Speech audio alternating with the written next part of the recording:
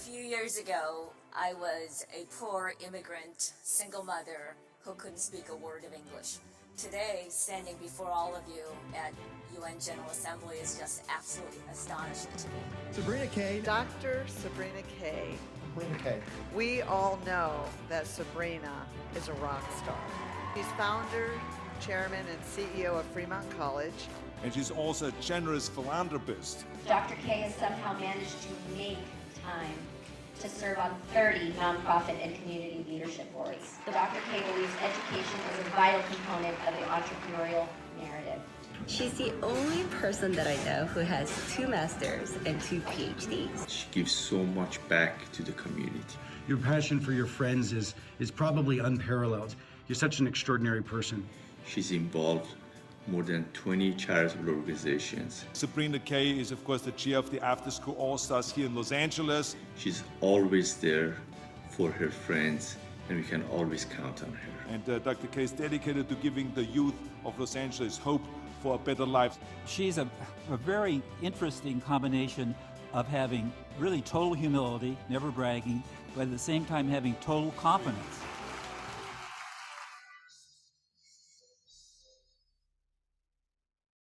Here for a fireside chat with Sabrina, please welcome Jarl Mohn, the former CEO of National Public Radio, E! Entertainment, and Liberty Digital. Thank you, Kara. It's an honor to be here tonight with my longtime friend, Sabrina Kay. We're going to spend a few minutes with her and learn about her background and her education and her business, or being an entrepreneur and being a philanthropist here in Southern California. So Sabrina, congratulations on being an honoree tonight with the Asia Society. I know you grew up in South Korea. You moved to Los Angeles when you were in college. You said that when you came here, no one in the family spoke English. Let's start there. What was it like for you when you first moved here? And what were your first job? What was your first job or your first jobs here? Y'all, thank you so much for doing this. I really appreciate it. And your friendship really means more than anything to me. And Kara, thank you for the introduction, and I'm just so honored to be part of Asia Society.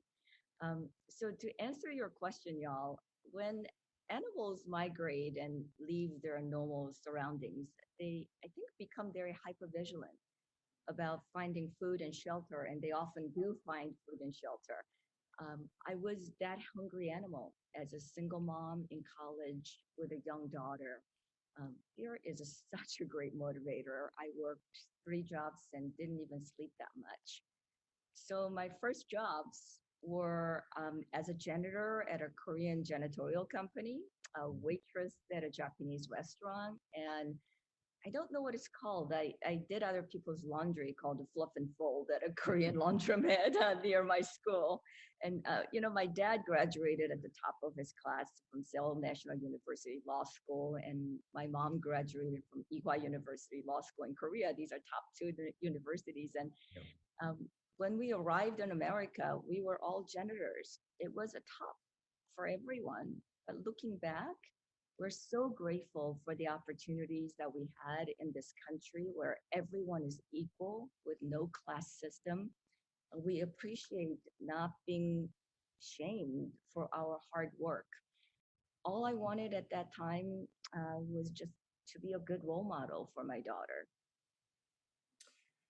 So you were a janitor, you were a waitress, you were doing fluff and fold at a laundromat, and then you start the Art Institute of Hollywood, a very successful fashion and art college in the country. How did you make the transition from one to the other, or 3 to that? Yeah, it's a kind of an interesting story. I studied computer science in college because I didn't speak any English. I was learning Fortran and COBOL. Then I read a newspaper article stating that computers were coming into the fashion industry. And I think that was a moment that I knew I wanted to be in the technology business, not be a computer programmer.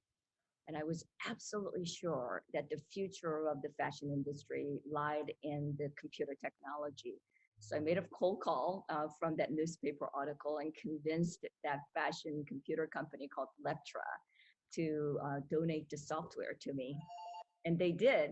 I got a garage space in Koreatown and hired workers from the streets and started teaching computers to fashion designers and pattern makers. That was the humble beginning of my first business, Art Institute of Hollywood. That's great. Tell us a little bit about the role you played in Koreatown and getting in the spotlight during the 1992 riots. When I started my business, it was March of 1992. I was naive, 20-something who didn't know anything, didn't know how to use fundraise. So I used over 20 credit cards to finance the company. A month later, April 29th in 1992, the LA riot happened, right in Koreatown, where I started my business. The entire city was burning down, and I remember this so clearly because I was in my office late at night doing the payroll, and I smelled the gunfire outside. It was just so scary.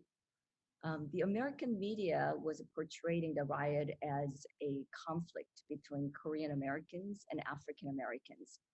Many Korean college students disagreed, and they were having a rally against American media at UCLA.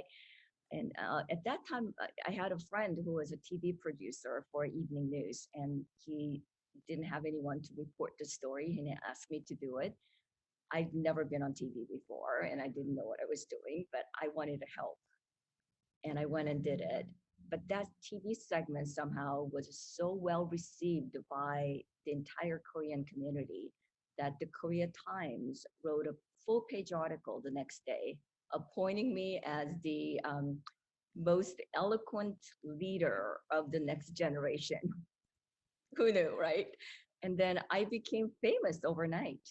The Korean TV station that I was doing the reporting on, KTAN, they gave me a regular spot on Tuesday evening during the real primetime hours. Then Radio Korea asked me to do a weekly radio show, and like several newspapers and magazines called to do like monthly columns. So in just a short few years, I became the Oprah Winfrey of Koreatown. And whatever I was talking about, people were really interested. And I worked 18 hours a day, 7 days a week, but really without spending a lot of money on advertisement. It was enough to fund the company, and I was able to expand to different markets. And the company grew really exponentially every year. 10 years later, I sold it to a publicly traded company that offered me more money than I could have spent for the rest of my life. That's a good thing. That was a good thing, yes. So you sell your first company, you're in your 30s, you've got a ton of money at this point, and you retire briefly. You went back to school. It seemed like you disappeared from the face of the earth for a while. Why did you go back to school? You didn't have to. No, selling the first business was a very anticlimactic. A lot of, people wanted to write about Rex the Rich's stories, and I was on the cover of Fortune and LA Times and all that stuff. But I was really confused and very insecure. I was depressed as a workhorse that did not have a job. I didn't have a purpose. And I think also another thing was I was really ashamed of not having graduated from college, but I owned, operated, and sold a college and made a lot of money. So I applied to USC, and I got very lucky. USC made an exception for me and accepted me into their MBA program without an undergrad degree. So I think at that moment, I was much more excited than when I sold my company, but also was really scared that I would fail. I hired like 5 tutors and didn't even go to one tailgate party. And I really wanted to graduate with honors and finally make my Asian parents proud. Well, I absolutely must have at that point. Tell us a little bit about starting the bank, the Premier Business Bank. When did that happen? How did that happen? Yeah, I became pretty close friends with my finance professor during my MBA program, and I also had a really good friend who's a real estate mogul, and I respected his opinions and his thoughts really a lot. We were all talking about starting a community bank, and you know, my friend already had started. So we end up being on the board of the California charter, the community bank, and that was kind of the beginning of Premier Business Bank. The funny story about this whole thing is that that was kind of a catalyst of continuing my education, and because of my professor.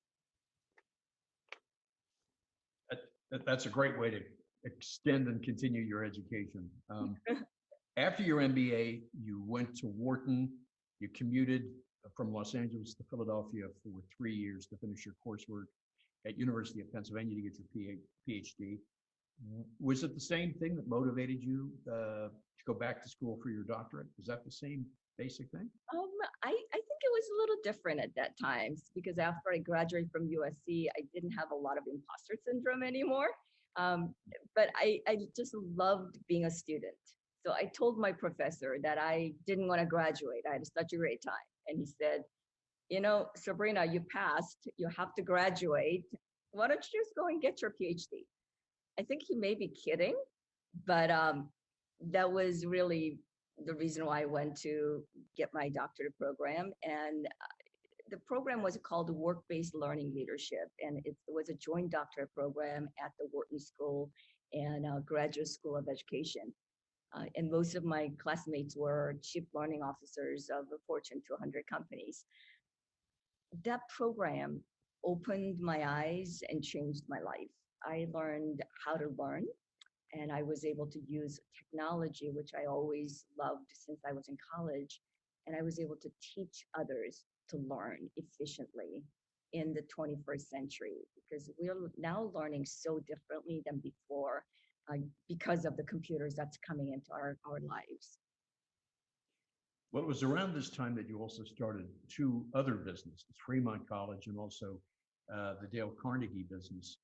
Tell us about those and how they came to be. Yeah, I am just such a big fan of America. I love the national ethos of America, the core belief in freedom, ideology, generosity towards the world, and also the business transparency that this country really provides for everyone to succeed. I think that's one of the reasons why we're still #1 economy in the world, but we have a third world education and healthcare system.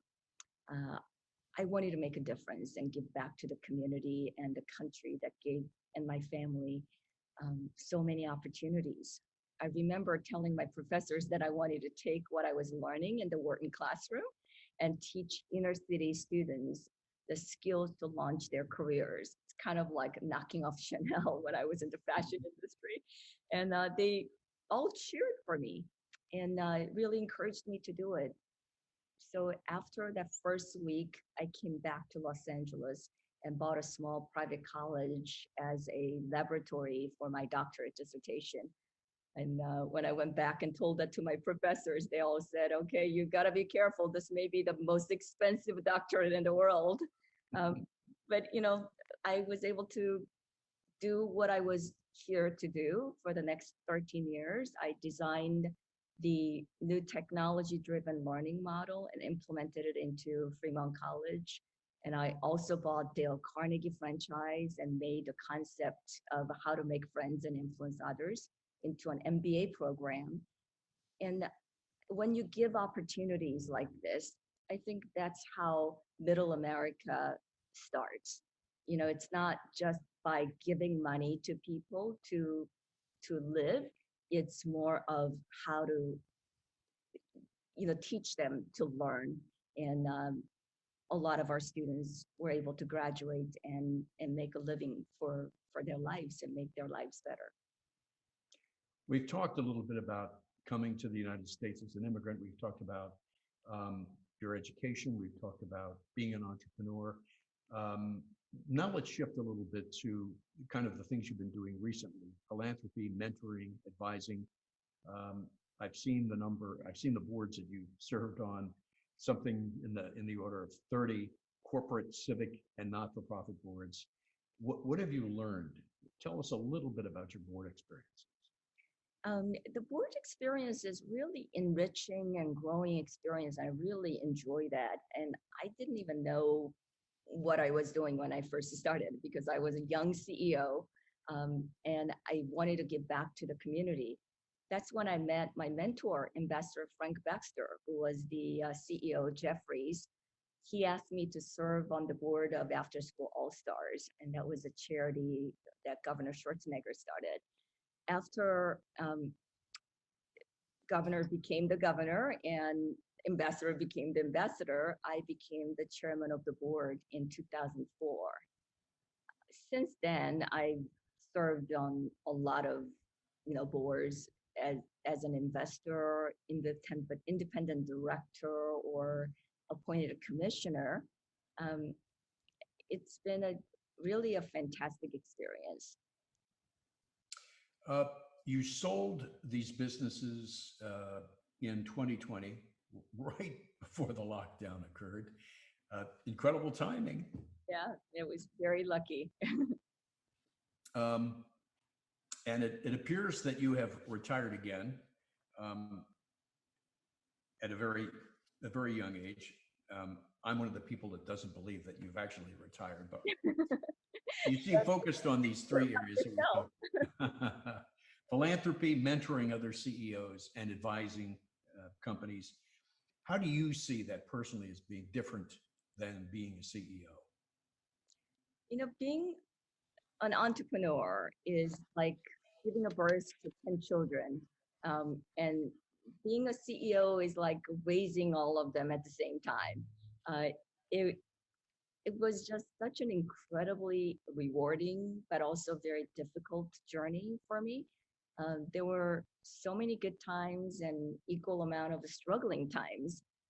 With that many years of experience now in strategy, marketing, and talent management, I think I have enough battle scars all over my body to be a corporate board member and an advisor to other CEOs. It's so inspiring for me to be with these committed CEOs and a brilliant team of people to have an opportunity to take the company to the next level. It's like being a grandparent instead of being a parent. I'm not a grandparent yet, but when I hear you and other friends talk about being a grandparent, you're just so happy and so proud, and you give love so unconditionally, and your advice is just all from the best intentions and the years of experience that you've had. And that's exactly how I feel about the companies I serve as an independent board member. Terrific. Because of all the experience you've had as an entrepreneur, as a business person, as a corporate advisor, and so forth, many people would consider you an elder stateswoman, although you're still very young in the business world. So given your unique track record as a minority, as a woman, as someone that has been a highly successful serial entrepreneur, you probably have a great perspective for corporate boards. We've talked about not-for-profits as well, but for corporate boards, how do you make the decision about the companies that you want to work with? I'm somewhat industry agnostic because I consider myself a business person, not a computer programmer, fashion designer, banker, educator, or an investor.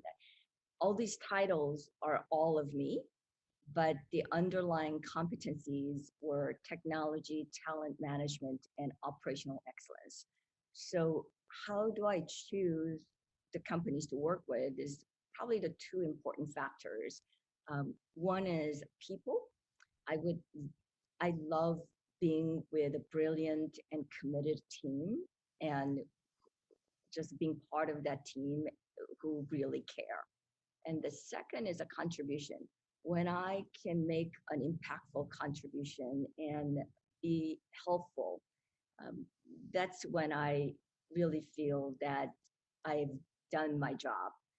Right now, I serve on one public company board and would like to be involved in more large technology companies or any other companies that I can make positive impact, especially in a way that our humanity now need to learn to coexist with machines. And if we don't do something, our next generation coming, the Gen Zs, will be the loneliest generation ever, with really several underlying human emotional issues. And we experienced a lot of that during this COVID lockdown. And fear and loneliness, those all can be superpowers for motivation, but it is such a cruel master. Now I have the wisdom to know that difference. I would rather be a kingmaker than being the king myself. And I'll continue making my contribution as an advisor and a board member. Y'all, I think I'm ready to be a grandparent in the business. Well, that's a terrific metaphor. Thank you. The story I find fascinating. I know others here tonight will as well. We appreciate you sharing your story with us. And also want to thank you again, or congratulate you on being an honoree here at the Asia Society of Southern California. Thank you, Sabrina. Thank you so much, and thank you for being here. And I'm truly honored to be part of this group.